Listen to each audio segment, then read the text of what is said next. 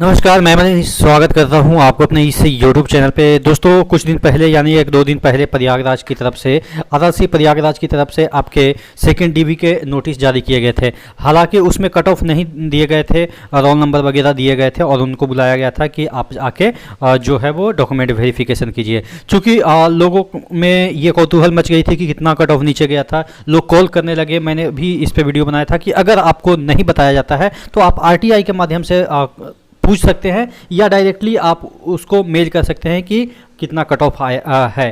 तो देखिएगा कुछ ही दिन में यानी कि आपके जल्द ही यहाँ पे 23/8/2023 यानी कि कल के डेट में ही इन्होंने तमाम जो कॉल जाने लगी, तो मतलब कि आप कह सकते हो उबिया के, जिसे हम कह सकते हैं देहाती भाषा में उबिया के, यानी कि परेशान होके इन्होंने जो तमाम जो चीज़ें हैं वो जारी कर दी गई है कि कितना कट ऑफ फर्स्ट डीबी में गया था, कितना जो कट ऑफ है वो सेकंड डीबी में जा रहा है। तो यहाँ पे देखिएगा आपको टोटल वैकेंसी नोटिफाइड क्या है, 4730 है। उसके बाद UR के कितने हैं, SC के कितने हैं, ST के कितने हैं, OBC के कितने हैं, तमाम इसमें डिटेल यानी कि अपने तरीके से पूरा पारदर्शी बनाने की कोशिश की गई है। वो हो सकता है कि वो लेजीपन दिखाया था उस दिन कि नहीं देंगे तो कुछ नहीं होगा, अब तो कम ही कैंडिडेट बचे हैं, लेकिन आपको भी पता है कि 10-12 कैंडिडेट भी रहते हैं तो झोल के रख देते हैं RRC को। इतने फ़ोन, इतने मैसेज, इतने मेल, इतने तमाम जो चीज़ें हैं वो जाती है।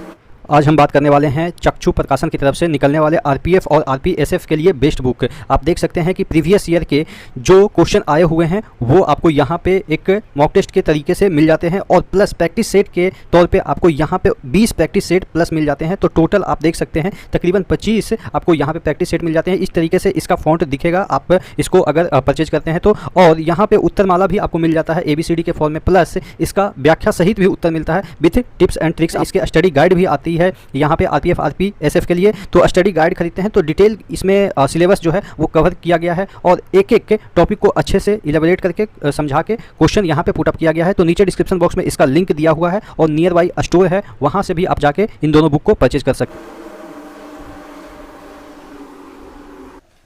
मजबूरी में ये डेटा उनको निकालना पड़ा। यहाँ पे देखिएगा आपके टोटल नंबर ऑफ जो कॉल है कैंडिडेट का, फर्स्ट डीबी में कॉल किया गया था आपके 4653 लोगों का, यानी कि यहाँ पे भी तकरीबन 100 लोग का या आप कह सकते हैं 90 लोगों का जो है या 80 लोगों का यहाँ पे आपको कॉल नहीं किया गया था। ठीक है, 77 लोगों का कॉल नहीं किया गया था। अब इसको सेकेंड डीबी में हालांकि ज़्यादा नंबर ऑफ 77 से ज़्यादा लोगों को कॉल किया गया है और इसमें से भी बहुत सारे ऐसे भी होंगे जो कि कॉल किए गए होंगे, वो अब्सेंट रहे होंगे, उसके बाद किन्हीं का कोई दिक्कत की वजह से छाड़ दिया गया होगा, सर्टिफिकेट हो या मेडिकल हो, किसी वजह से छाड़ दिया गया होगा।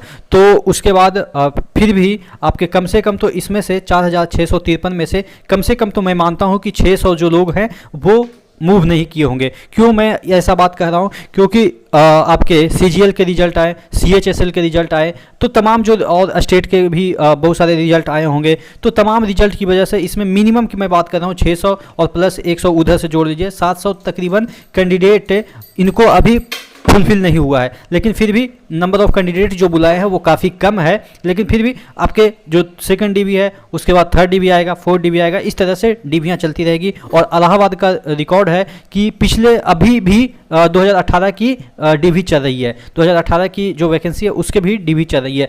तो आपको पेशेंस रखना है कि कितने समय तक आपको इंतजार करना पड़ेगा। चलिए, total panel issue till date आपके जो अभी के मतलब कि आज तक कितने को पैनल में शामिल कर दिया गया, 4152, यानी कि अभी भी फुल पैनल में शामिल नहीं किया गया है। रिमेनिंग है जो 501 है, एकदम से डाटा बता दिया गया है कि कितने अभी बचे हुए हैं पैनल में शामिल होना, लेकिन बाद में धीरे धीरे वो आपके वेटिंग से क्लियर करते रहेंगे। पेंडिंग कैंडिडेट, यानी कि ये पेंडिंग कैंडिडेट किस वजह से है, मेडिकल पेंडिंग, मेडिकल अपील, इसी वजह से जो है वो पेंडिंग में है। Due to various reason wise a versa cause of personation, medical pending, medical appeal and etc. decision shall be taken on case of case basis। यानी कि बहुत सारे ऐसे केस होंगे, जैसे आपके सर्टिफिकेट का केस होगा, प्रोविजनल सर्टिफिकेट का होगा, तो इन सभी लोगों को हालांकि प्रोविजनल में तो अलाउ कर देते हैं, लेकिन बहुत सारे ऐसे भी सर्टिफिकेट होंगे जिसमें कि उनको लग रहा होगा कि इसको जांच पड़ताल करने की आवश्यकता है। तो 183 ऐसे कैंडिडेट है।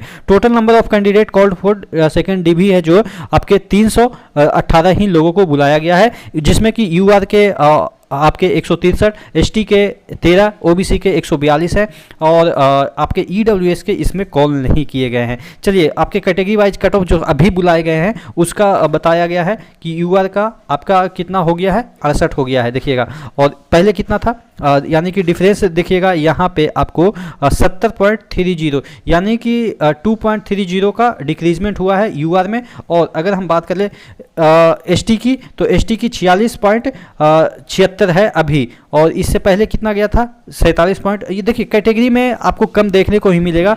अक्सर आप देखे होंगे जितने भी सेकंड डीबी थर्ड डीबी की बात होती है तो आपके शुरुआत में तो आपको फ़ायदा मिल जाता है जब ओरिजिनल फर्स्ट डीबी आती है, लेकिन बाद में आपके कैटेगरी में जो नंबर ऑफ डिक्रीमेंट होती है वो थोड़ा सा कम हो जाती है। आप देख सकते हैं ओबीसी में 66.74 गया था पहला में, और यहाँ पे आपके 66.2686 गया है। तो यानी कि आपको 0.5 यहाँ पे देखने को मिल रहा है डिक्रीजमेंट। तो इस तरह से उसके बाद question, what is the issue of EWS who has been called document verification and medical but no post allotted to them.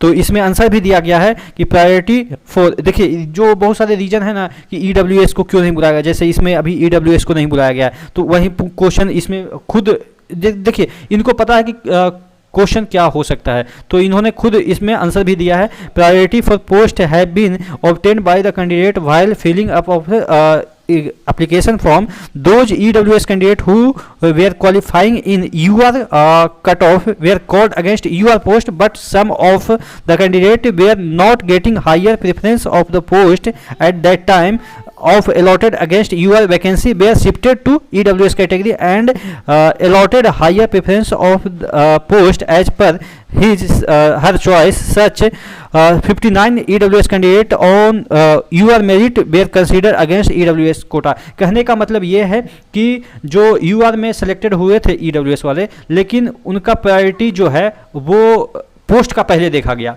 अब पोस्ट का पहले देखा गया तो पोस्ट में जो यूआर में है वो फेल कर गए, यानी कि यूआर में उनको पोस्ट प्रेफरेंस में थोड़ा सा नीचे वाला मिला था, तो इसलिए इनको सबसे पहले अपने कैटेगरी में डाल दिया गया और अपने कैटेगरी में इनका फर्स्ट चॉइस मिल गया। तो ऐसे कितने कैंडिडेट हैं, ऐसे आपके 59 कैंडिडेट हैं। और ये सही भी चीज़ है कि आप का पहले कैटेगरी मैटर नहीं करता है, पहले आपका पोस्ट प्रेफरेंस।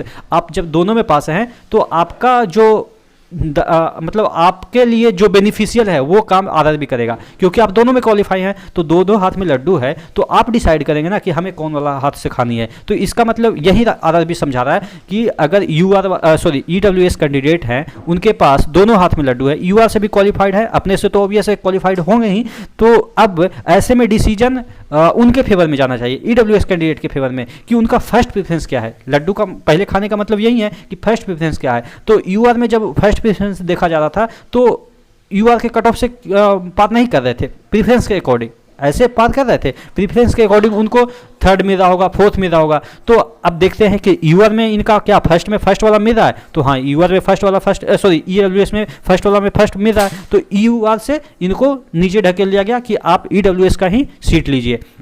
इससे और भी जो वेटिंग लिस्ट वाले कैंडिडेट हैं उनको थोड़ा सा नुकसान हुआ, क्योंकि अगर उनको थर्ड फोर्थ या 17th वाला चॉइस मिल जाता है ईडब्ल्यूएस कैंडिडेट को, तो वो बाद में केस भी कर सकते थे कि सर हमको अपने कैटेगरी में क्यों नहीं डाला, आप हमको ज़बरदस्ती उस कैटेगरी में डाल के 17वां नंबर का चॉइस क्यों दे दिया, जब हम अपने कैटेगरी में फाइट कर गए हैं। वो अलग बात है कि हमें ज़्यादा नॉलेज है तो हमने ऊपर का जो भी मतलब कि कट ऑफ है वो क्लियर कर लिया, तो इसका मतलब ये तो नहीं कि हमारा अपना कैटेगरी वाला प्रेफरेंस नहीं मिलेगा। तो ये अच्छी बात है और ये जेन्युइन चीज़ है, इसको हम डिनाई नहीं कर सकते। आप कोर्ट में भी जाइएगा तो इस बात को कोर्ट इनके ही फेवर में, रेलवे के फेवर में फैसला देगी कि इसी तरीके से होना चाहिए। तो ये ऐसा कर रहे हैं। उसके बाद such 59 EWS candidate on UR merit were consider against EWS quota, hence 59 candidate initially called for DV against EWS quota could not get allotment due to non-availability of EWS post. Those 59 candidate may be adjusted in case of replacement sort by divisional unit and rejection of pending candidate. कहने का मतलब ये है कि अब जो rejected candidate होंगे उनके आधार पे यहाँ पे डायरेक्टली लिख दिया गया है कि 59 candidate may be adjusted in case of replacement panel sort by division unit and rejection of pending candidate. तो ये चीज़ें हैं टोटल कहने का मतलब। आशा करते हैं चीज़ें समझ में आई होगी। नेक्स्ट वीडियो में मिलते हैं, तब तक के लिए जय हिंद।